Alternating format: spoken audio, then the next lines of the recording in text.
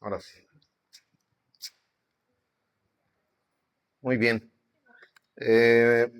Bueno, como les iba diciendo, ya está la portada de nuestro taller del día de hoy. Es la unidad número 4 y tiene por título La autoridad de las Escrituras. Recuerden que es el seminario bíblico reformado que estamos llevando a cabo en la sección de teología sistemática y la materia que estamos viendo es bibliología. ¿Verdad que sí, familia? Ok, bueno, pues vamos a dar todos los datos que el Señor puso en mi vida, en mi corazón, para que podamos aprender sobre este tema de la bibliología. Vamos a ver lo que es la definición. La autoridad de las Escrituras es la verdad que la Biblia, por ser la palabra de Dios, posee el derecho supremo de gobernar lo que el creyente debe creer, cómo debe vivir y cómo debe adorar a Dios. Su autoridad no depende de la aprobación humana, sino de su origen divino. ¿Ok? Y ahí estamos viendo esa imagen, como a través de la escritura está dándole luz, ¿verdad? A ese personaje que está allí.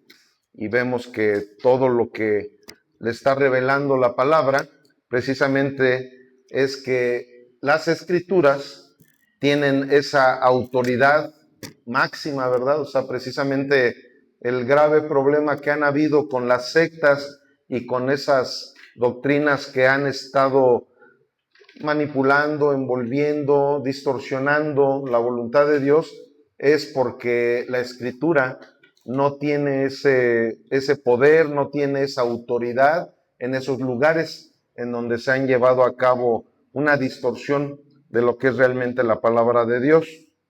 ¿Ok? Vamos a continuar. Vamos a ver que tiene una autoridad intrínseca.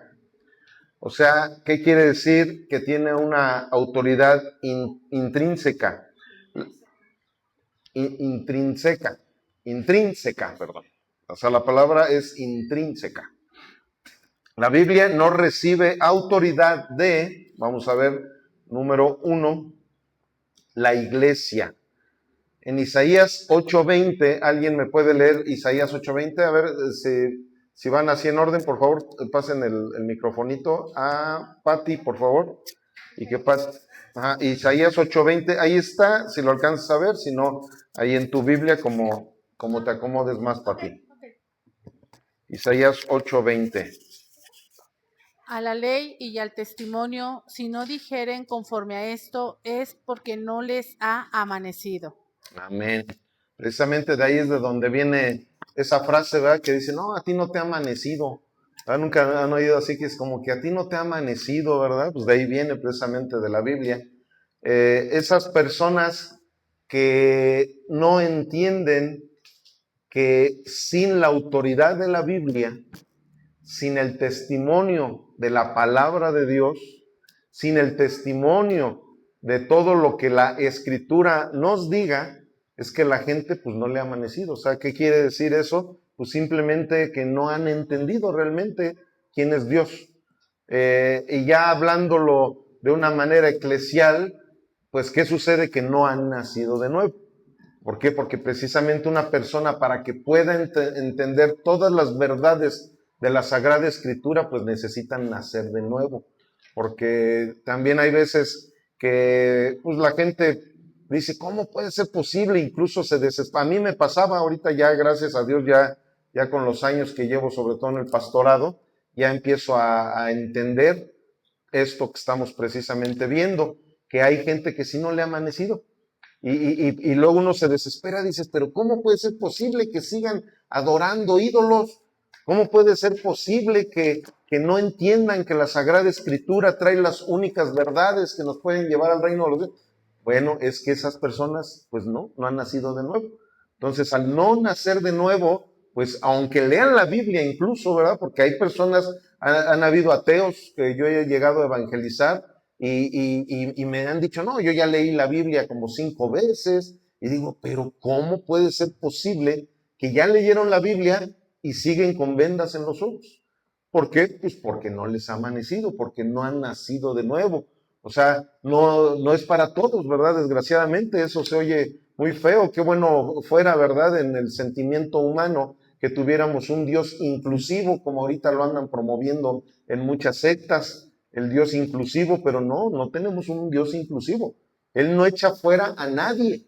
Él sabe perfectamente quién es quien va a acudir a Él y quién no va a acudir a Él. Pero Él no va a incluir a todos. Él va a incluir solamente a aquellos que verdaderamente tengan el corazón que Dios puso en sus vidas para venir a rendirse delante de nuestro Dios. Entonces, cuando vamos entendiendo estas cosas, a mí siempre se me viene esta cita a la mente, digo, pues es que sí, no les ha amanecido, no han nacido de nuevo. Son personas que por más que les digas y les digas, es más, ellos el evangelio lo ven como locura. Uno de los ateos que yo he llegado a evangelizar mucho, un tío mío, precisamente él no le ha amanecido, no ha entendido que Dios es soberano. Entonces él siempre lo que me refutaba mucho, no, que es que yo no puedo creer que exista un Dios que haya mandado matar tribus enteras y que él mismo permitiera y que diera las armas, que diera esto, que, o sea, una serie de cosas que yo decía al principio, yo decía, pues ¿qué no puedes entender?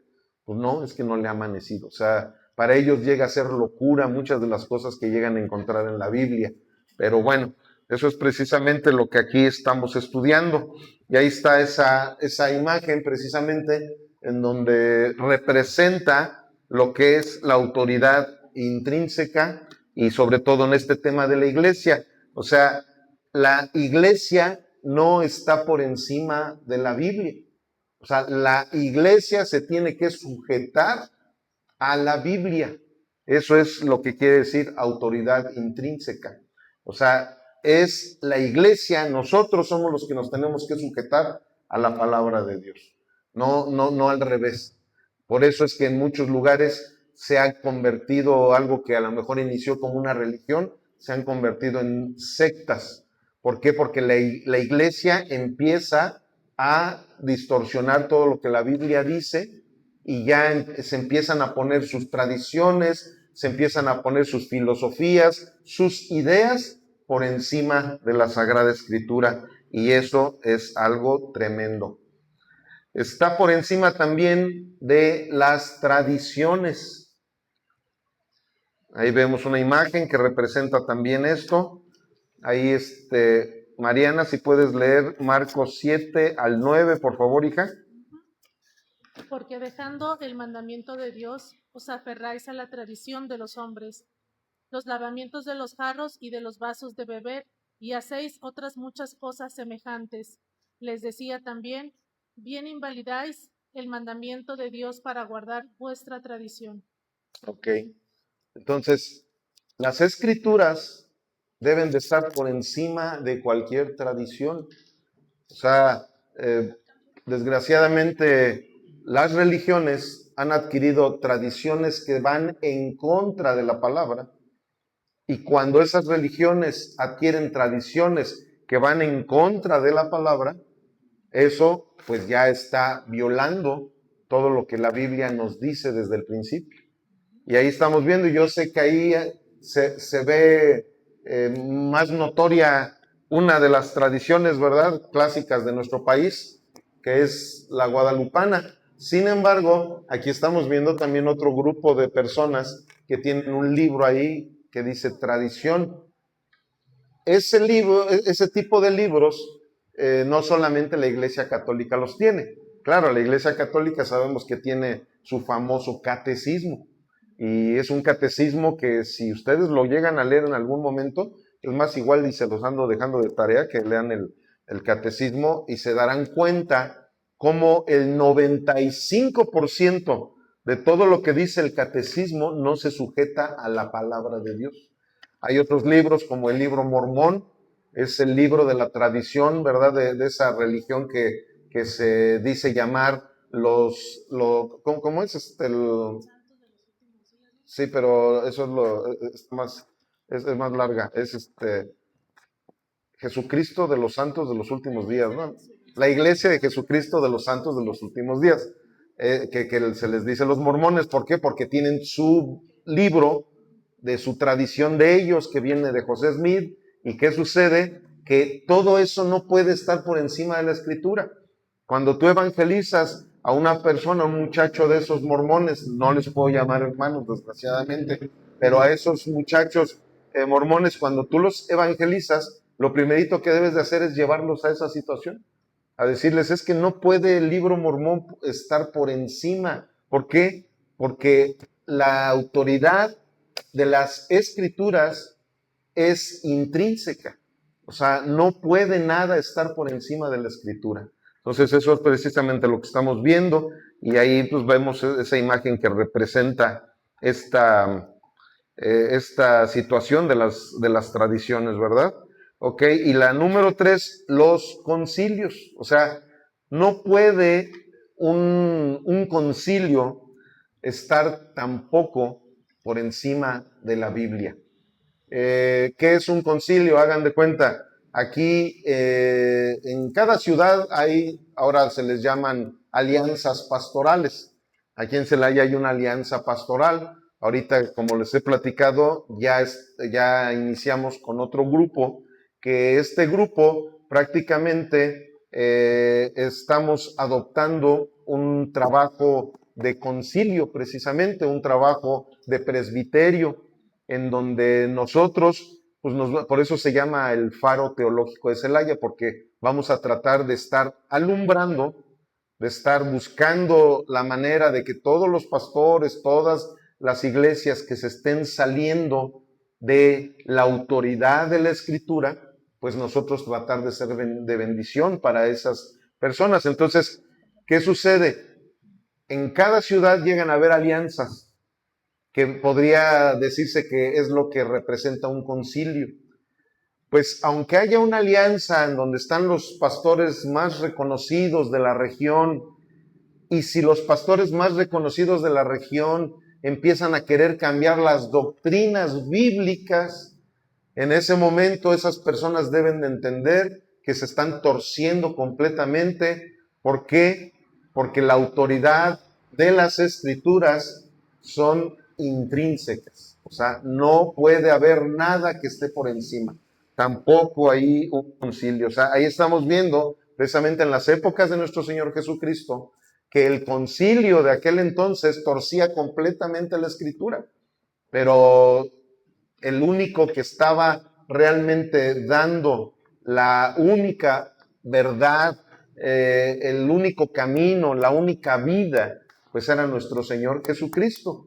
Y nuestro Señor Jesucristo es el Verbo, Él es la palabra de Dios. Él vino a que se cumpliera la palabra de Dios. Como Él mismo dijo, yo no vine a abrogar la palabra, al contrario, vine a cumplirla y que la gente la pueda cumplir en mí.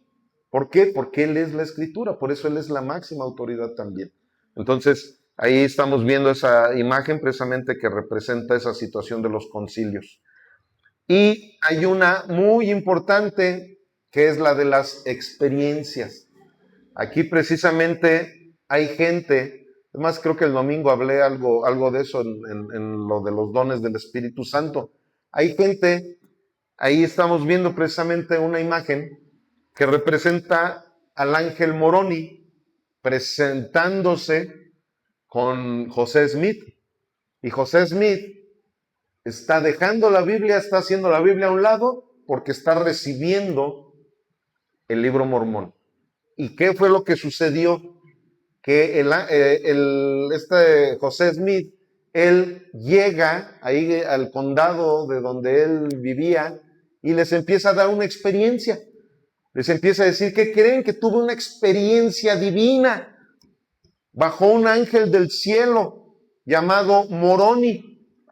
Y ese tal Moroni me dijo que había un libro de un evangelio para los americanos que está enterrado debajo de un árbol, y ese evangelio para los americanos es el único que nosotros debemos de seguir. La Biblia ya debe de ser algo secundario.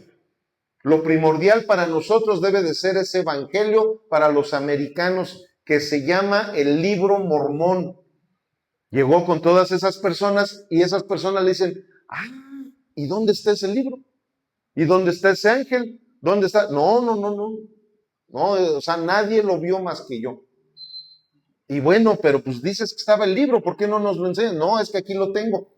Todo ese libro quedó grabado en mi cabeza y yo voy a escribir todo eso y eso es en lo que nos vamos a basar nosotros, en una experiencia que él tuvo. Pero precisamente esa gente, como no leían la Biblia, nunca vieron Isaías 8:20, que decía a la ley y al testimonio. ¿Me explico? O sea, ahí, ¿quién estaba dando testimonio? No estaba el ángel, no estaba ni siquiera el libro, no estaba nada que pudiera estar avalando, pero él por una experiencia formó una secta tremenda que la verdad muchos evangélicos envidian al ver cómo ellos trabajan a veces muchísimo más que los verdaderos cristianos que nuestro Señor Jesucristo dejó en esta tierra. ¿Y qué sucede? Que lo mismo pasó con lo que acabamos de ver también de la guadalupana. O sea, experiencias y llegas y de repente ves que en un barrio andan adorando una pared. ¿Por qué estás? No, es que ahí de repente se apareció la Virgen y llega la gente, han llegado expertos y dicen, no, espérate, es la humedad. Es la humedad, o sea, no, sí, pero se ve igualito. Sí, pues es que es bien fácil que la humedad empiece a hacer figuras así parecidas como esa imagen de la guadalupana. No, pero no, usted no sabe nuestras experiencias que hemos tenido, son milagros. No, hombre, hemos venido aquí, de repente estamos y hasta vemos cómo el arbolito también llora y la barda, de repente, ¿no? Y una serie de cosas. Entonces quieren basar sus experiencias por encima de lo que es la Sagrada Escritura. Y el que sigue, por favor, lea Segunda de Pedro 1:19 al 21. Si no alcanzas a ver, ahí verlo en tu Biblia, hija, por favor.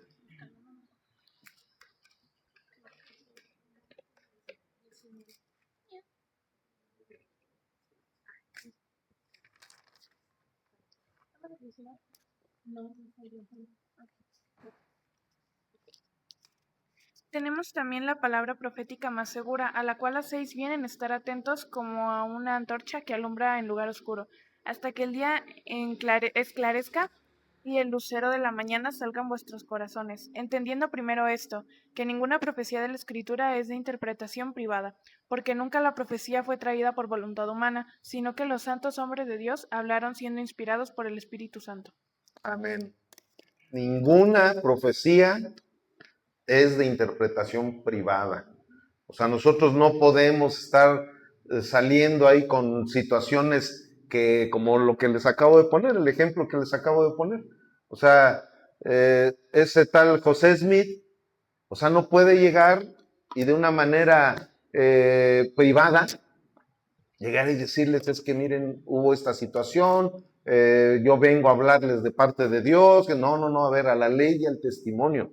O sea, veamos, la Biblia dice eso, que en algún momento va a aparecer un ángel a traer un nuevo evangelio para América. No, vámonos a Gálatas, ¿qué es lo que dice? Dice, si aún un ángel del cielo o nosotros los apóstoles viniéramos y les trajéramos un evangelio diferente, sea anatema. Entonces tú ya ves, no, pues como la Biblia, la Escritura está por encima de todo, no, entonces yo no puedo creer en esas cosas que me están diciendo de ese tal ángel. Yo no puedo creer en un Juan Dieguito y que se le apareció, no.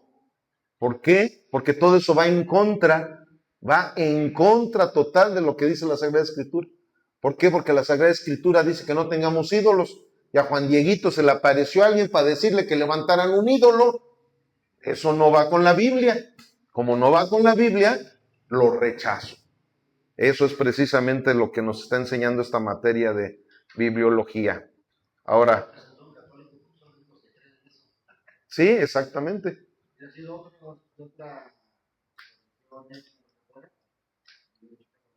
Así es. ni siquiera lo habían tomado en cuenta. Ok, entonces aquí vemos una imagen que nos da la conclusión precisamente de lo que acabamos de ver, de lo que es la autoridad. Dice, la autoridad proviene de Dios mismo, no puede venir de nadie más. Por eso es que la Biblia es un texto sagrado, la Biblia es la palabra de Dios. Entonces, ¿de dónde viene esa autoridad? De Dios mismo. No, es que Moisés escribió 5 libros y las cartas paulinas, y que sí, ya lo sabemos, ya lo vimos la semana pasada. O sea, todo fue inspiración divina, todo vino de parte de Dios. Nada de que, ay, que porque la pluma de Pablo se encargó de escribir tantas cartas, nada. Aquí realmente es la autoridad de Dios, del Dios mismo, de ahí viene esa autoridad de la palabra. Ok. Jesús y la autoridad bíblica. Cristo citó constantemente las escrituras como autoridad final. Escrito está. ¿Se acuerdan, verdad? Que cada ratito él decía, escrito está. Ahí está precisamente esa imagen que representa ese concepto. Ahí vemos cómo nuestro Señor Jesucristo, él mismo, él siendo el verbo, él siendo la Biblia, él siendo la autoridad máxima, él mismo decía, escrito está. O sea, precisamente para darle esa autoridad intrínseca a las escrituras. El mismo Jesús nos enseñó eso, que todo lo que él mismo enseñaba era porque era parte de lo que ya estaba escrito, él dándole siempre la autoridad a la Sagrada Escritura. Habían veces que ellos, estos saduceos, todos los religiosos de aquel entonces, agarraban y decían, oye, no, pero es que fulanito, y ellos normalmente nombraban a los filósofos, no, y es que fulanito y todos decían esto, sí, pero ahora yo les digo esto y esto y esto y esto. ¿Por qué? Pues porque él era la autoridad máxima que podría haber. Sin embargo, cuando se trataba de la escritura, él mismo lo decía, escrito está. O sea, él mismo le daba todo el respeto tremendo que la Sagrada Escritura tenía, pero cuando se trataba de una tradición judaizante, cuando se trataba de un filósofo fulanito, cuando él decía, sí, bueno, eso se dijo en aquel entonces, pero ahora yo les digo esto, y esto es lo que se tiene que hacer. Ok, en la Reforma Protestante nos encontramos, y todos nosotros como una iglesia reformada, sabemos perfectamente lo que es la primera sola. Y precisamente no por algo, no nada más por casualidad, quedó como la primera. O sea, precisamente la primera de las solas, de las 5 solas, es sola escritura. Solamente la escritura. Ahí dice, las escrituras están por encima de papas, concilios, tradiciones, revelaciones modernas. O sea, la Biblia está por encima de todas esas cosas que muchas veces han entrado, se han infiltrado en la iglesia, se han infiltrado en el mundo para tergiversar completamente lo que la Sagrada Escritura nos dice. Entonces, ahí precisamente, y todos ustedes ya saben, pero no tiene nada malo que lo recordemos, que esa fue la lucha de la Reforma. O sea, el que los papas, principalmente en aquel entonces, estaban tergiversando todo lo que la Sagrada Escritura decía. Entonces, Martín Lutero, ¿por qué lleno también él del Espíritu Santo se levantó, hizo todo lo que ya conocemos con la Reforma? Porque estaban yendo en contra todas las tradiciones, todas las liturgias, todo lo que se estaba haciendo en aquel entonces iba en contra de la Escritura.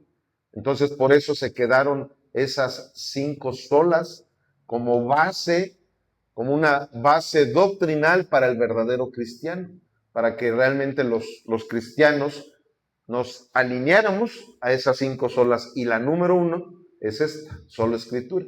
Nikki, ¿podrías quitar eso que se le puso ahí en la computadora? Porque si no, ahorita no me va a dejar moverle las...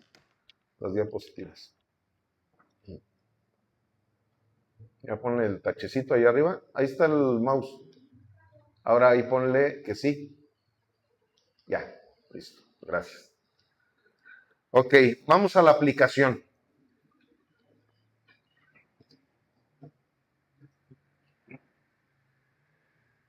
Número 1, la aplicación número 1. El predicador no tiene autoridad propia. O sea, ese es precisamente el conflicto más tremendo que ha habido en la iglesia de los últimos tiempos. Y ahora sí que no estoy hablando de los mormones, ¿verdad? Sino en este siglo XXI nos encontramos con que el que está aquí al frente diga lo que diga, eso es lo que debe de ser. Y de veras que es una tristeza tan enorme el ver, porque a mí en lo particular, ustedes saben que pues el Señor ha puesto mucho en mi corazón denunciar las falsas doctrinas, y a veces pues ahora sí que aunque yo no quiera, pues luego llego a decirle a pastores o a alguno que se dice ser hermano en Cristo, digo, oye, no, espérate, es que no, esto no está en la Biblia. O sea, perdóname, pero pues esas son tradiciones evangélicas que empezaron a hacer por esto. No, pero es que así me lo dijo mi pastor. Ah, no, sí, por eso, pero la Biblia dice, no, sí, yo sé, ya me demostró usted, ¿verdad? Que la Biblia dice eso, pero no, o sea, yo lo voy a seguir haciendo porque mi pastor dice que así se tiene que hacer. O incluso a pastores que les he llegado a decir también alguna situación herética en la que están caminando. No, es que el apóstol, él tuvo esa revelación y por eso. No, sí, pero ¿a poco la revelación de tu apóstol está por encima de la Sagrada Escritura? No, es que espérate, pues es que acuérdate que y empiezan a tergiversar la Biblia. Acuérdate que Jesús dijo, ¿verdad? Que ustedes harán cosas mayores que las que yo hago. Entonces, el Señor mismo Jesús, él dejó la autoridad a los nuevos apóstoles de tener nuevas revelaciones. Y no, brother, espérate, no, estás mal. Pero él se refería ahorita, ¿a poco Jesús predicaba con proyector? ¿Jesús a poco se subió a un avión para ir a predicar a otro país? A esas son a las cosas que él se refería. No a que nosotros pudiéramos hacer cosas más grandes que él. Eso es una herejía tremenda. Eso es una agresión a la soberanía de Dios. ¿Me explico? Es más, algunos empiezan a decir, no, es que si Jesús llegó a resucitar a 2 muertos, nosotros debemos resucitar a 1000 muertos, porque tenemos que hacer cosas más grandes que Jesús. O sea, empiezan a tergiversar las cosas. Y eso, una de las cosas que ahorita se han oído muchísimo, es eso de que llegan, sobre todo el extranjero, llegan y dicen, no, es que les traigo una nueva revelación. Ya en cuanto dicen eso, les traigo una nueva revelación, ya desde allí ya se ve lo herético que es esa persona. Porque toda la revelación ya está en las escrituras. Todo ya está revelado, ya no tenemos, o sea, porque es como si dijéramos, es que a Jesús se le olvidó algo. Es que a Dios se le pasó a vernos, sí, entonces por eso debe de haber otro libro mormón, debe de haber otros catecismos, ¿verdad? No, ya toda la revelación está en la escritura. Y donde la escritura calla, yo también me tengo que quedar callado. Porque hay misterios que sí, definitivamente el Señor no nos los reveló. Y hay misterios que nosotros los vamos a saber hasta el momento en que ya estemos en la gloria de nuestro Señor. Pero hay gente tan impaciente, o sea, como simplemente eso de que se ha dado mucho. No, es que en el 2000, ¿cuándo habían dicho Alducin que dijo que en el 2018? No, porque todavía no llega. No, más bien decían en el 2028, creo. Creo que estamos en el 2026. Creo que decía que en el 2028, si mal no recuerdo. Decía que ya iba a llegar Jesús. Y así muchos, y que ya, o sea, a él se le reveló seguramente algo que ni al mismo Jesús se le reveló, porque él mismo lo dijo, ni yo ni los ángeles del cielo lo sabemos, solamente el Padre. O sea, entonces, esas son las herejías, o sea, y cuando ese tipo de personas están en un púlpito, ¿sabes qué? Que empiezan a manipular de tal manera a la gente. ¿Por qué? Porque la gente no tiene esa pasión por el evangelio verdadero. Tienen pasión nada más por seguir a alguien, que ese alguien les prometa cosas para que, como lo dije el domingo, para que esa gente se sienta bien empoderada. Y eso empieza a causar distorsión en la iglesia. Ahora estamos ahí viendo esa imagen precisamente, como aquí está uno que dice, no por mi fuerza, mi sabiduría o mi carisma. Y ahí está el otro que dice, su autoridad viene de Dios y de su palabra. Y bueno, ahí les voy a mandar de todas maneras estas imágenes, ahí para que luego las sigan estudiando. Otra aplicación. Toda doctrina debe examinarse bíblicamente. Toda doctrina. Que en mi iglesia se practica el bautismo. A ver, pues vamos a ver por qué se practica. ¿En la Biblia está? Qué bueno que está en la Biblia. No, pero es que en mi iglesia estamos bautizando a los bebés. A ver, ¿cuándo tú te encuentras en la Biblia que se bautizaban bebés? ¿Cómo voy a bautizar un bebé si todavía él no es capaz de arrepentirse ni de su pecado original? Entonces, ¿cómo voy a bautizar bebés? ¿No está en la Biblia? No debemos de practicar esas doctrinas. Que encontramos, ¿verdad? Que los que están al frente de una congregación, de una iglesia, no se pueden casar. O sea que lo de ese celibato y que... A ver, ¿dónde está en la Biblia? Buscamos que está en la Biblia. ¿Está en la Biblia? No está en la Biblia. No tienen que hacerlo. Si me estoy explicando, eso es parte de lo que ahorita acabamos de ver. Todas estas aplicaciones que estamos viendo es precisamente con la intención de que nosotros entendamos cómo debemos de vivir como iglesia y dándole sobre todo la autoridad a la Biblia como debe de ser. Otra aplicación, la iglesia debe someterse a las escrituras.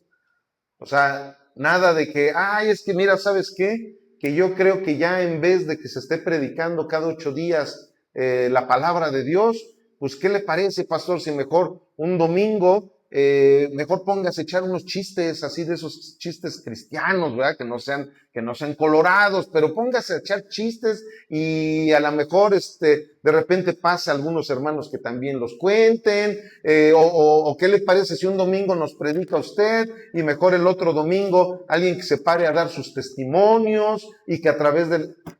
Dices, ¿cómo puede ser posible que la gente quiera hacer cosas que en la Escritura no viene ninguna de esas creencias o ninguna de esas prácticas que la gente pueda querer llegar a tener? La iglesia se debe de someter a lo que la Escritura dice. O sea, la liturgia que tienen todas las iglesias cristianas es porque en la Escritura vemos esas prácticas. ¿Adoramos a Dios? Claro, ¿por qué? Porque en la Biblia vemos que se adoraba a Dios desde el Antiguo Testamento y también en el Nuevo Testamento. En las mismas cartas paulinas, Pablo hablaba, ¿verdad?, de que cantáramos himnos, cantáramos salmos, que adoráramos al Señor. Luego vemos que lo más trascendental que había en cada reunión era la predicación de la palabra.